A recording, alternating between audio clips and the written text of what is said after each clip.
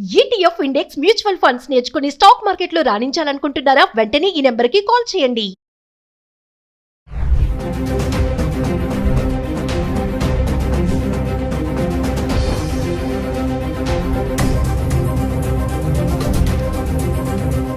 నమస్తే, welcome back to Suman TV. ప్రస్తుతం మనతో పాటు ఉన్నారు consumers welfare committee chairman Mandiri Krishna Reddy గారు. సార్తో మాట్లాడదాం. నమస్తే సార్. నమస్తే అమ్మ. సార్, ట్రంప్ హవా H1B వీసా వాళ్ళందరికీ కూడా ఒక హెచ్చరిక. అంటే రెన్యువల్ కోసం మీరు ఇండియా కనుక వెళ్తే మళ్ళీ అమెరికా వచ్చే ఛాన్స్ ఉంటుందో లేదో అన్న ఒక భయభ్రాంతులకు అయితే గురి చేస్తున్నారు. ఒక్కసారి రూల్స్ ఏమైనా మారుతున్నాయా సార్? అంటే రెన్యువల్ కోసం వెళ్ళాలనుకునే వాళ్ళకి మరి మళ్ళీ వచ్చే ఛాన్స్ ఉందా లేదా అంటే ఏం చెప్తారు? గతంలో H1B ఎవరైతే తీసుకున్నారో వాళ్ళ పరిమితి అయిపోయిన తర్వాత కూడా 3 సంవత్సరాల లోపల కూడా వాళ్ళు రెన్యువల్ చేసుకోవడానికి కొన్నిటికి అవకాశాలు ఇచ్చారు. అంటే ఎక్స్టెండ్ చేసుకుంటూ రిక్వెస్ట్ చేసుకుంటూ వెళ్ళి కొంత సమయం తీసుకునేవాళ్ళు.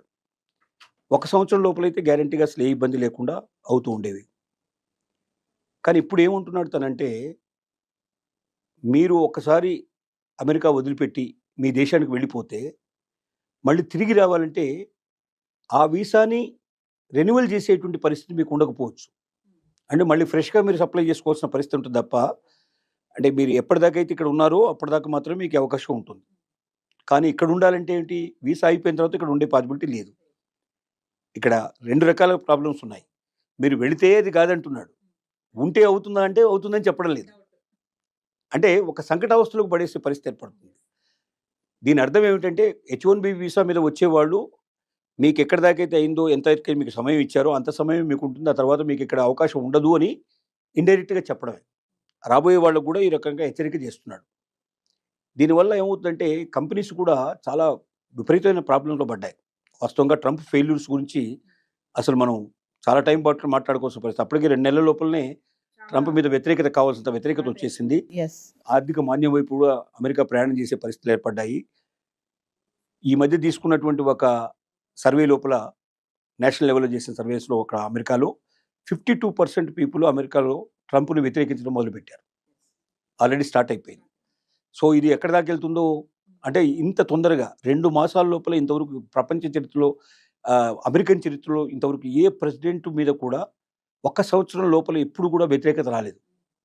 కానీ 1 సంవత్సరం కాదు కదా, 2 మాసాల్లోనే 52% వ్యతిరేకత మూటగట్టుకున్నాడు. అంటే తీసుకున్న నిర్ణయాలు బట్టి అంటారా? చాలా. ఎందుకంటే వలసవాదుల్ని విపరీతమైన బాధ పెట్టడం ప్రారంభించాడు.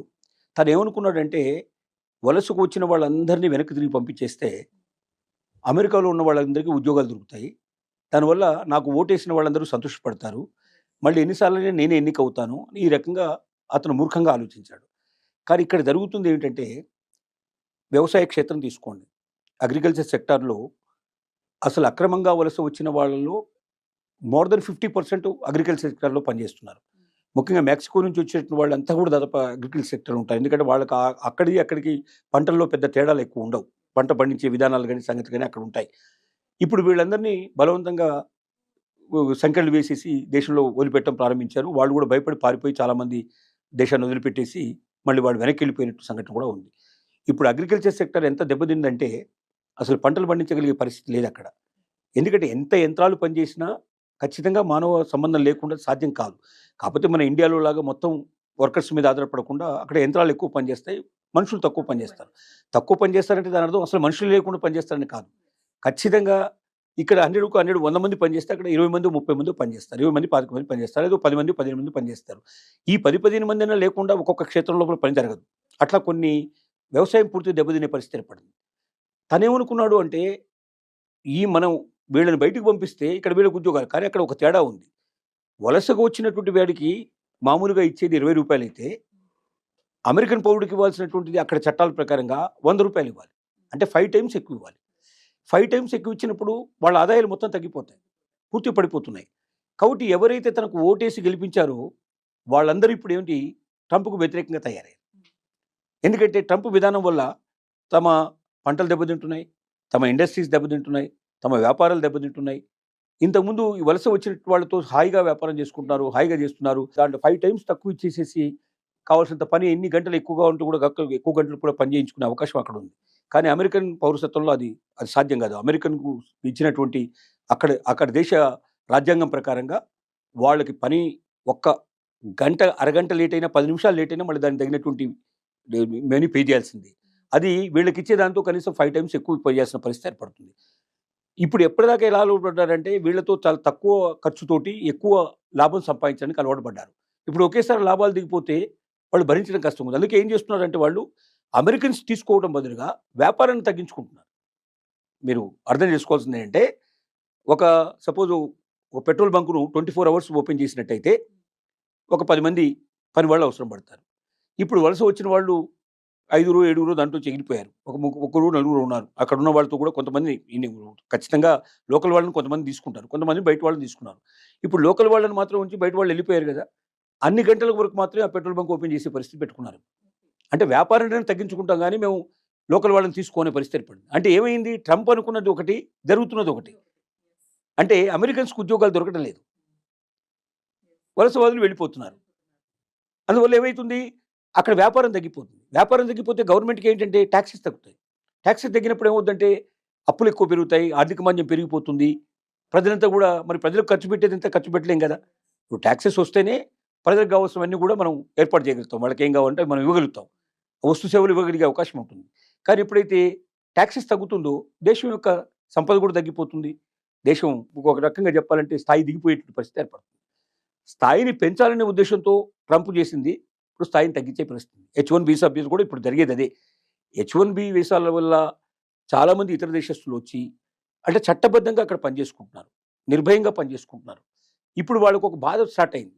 ఎందుకు వచ్చిన బాధ, అనవసరంగా ఎప్పుడు పంపిస్తాడో తెలియని పరిస్థితుల్లో మనం ఎందుకు ఉండాలి అని వీలైనంత వరకు వాళ్ళు సర్దుకుని వెళ్ళిపోవడానికి ప్రయత్నం చేస్తున్నారు. ఎక్కువ మంది వలసవాదుల లోపల, ఎందుకంటే ఈ చట్టబద్ధంగా ఇక్కడికి వచ్చిన వాళ్ళందరూ కూడా మామూలు వ్యక్తులు కారు.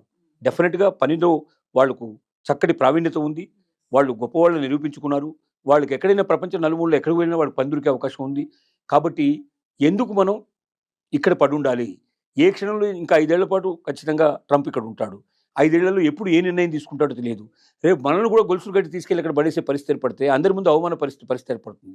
దీనికన్నా ఇప్పుడే సర్దుకోవడం మంచిదని ప్రతి కంపెనీలో కూడా అలజడి స్టార్ట్ అయ్యి చాలామంది ప్రయాణాలు కట్టారు, సర్దుకున్నారు. ఈ పరిస్థితుల్లో రోజు రోజుకి అమెరికా పరిస్థితి డోలాయమైన పరిస్థితి ఏర్పడుతుంది. ట్రంప్ అనుకున్నది ఒకటైతే జరిగే రిజల్ట్ మరొకటైంది. ఇంకా ట్రంప్ యొక్క ఫెయిల్యూర్స్ చాలా ఉన్నాయి చెప్పాలంటే.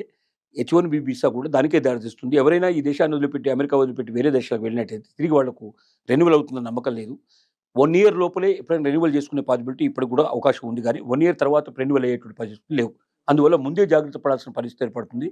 1 ఇయర్లో ఒకవేళ రెన్యువల్ కాకపోతే వాళ్ళు వెంటనే సర్దుకొని వెళ్ళిపోవడం మంచిది. కానీ ఉండటం వల్ల వాళ్ళని కూడా రేపు పొద్దున అసభ్యకరమైన పరిస్థితుల్లో, అవమానకరమైన పరిస్థితుల్లో వాళ్ళని తీసుకెళ్లే పరిస్థితులు ఏర్పడతాయి. ఇది సిచ్యువేషన్. Thank you.